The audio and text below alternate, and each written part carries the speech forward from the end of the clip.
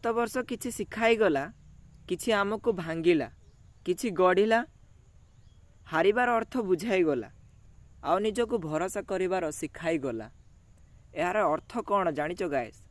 गत वर्ष आमको दुख देइथिला, किंतु सेई दुख मध्यरु जीवनर सत्य शिखिबाकू मिलिला।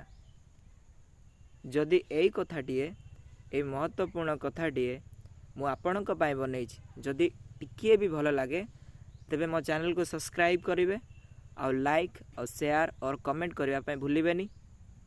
आपणकर सपोर्ट मते आगु को बढ़िबारे सहायक करिवो।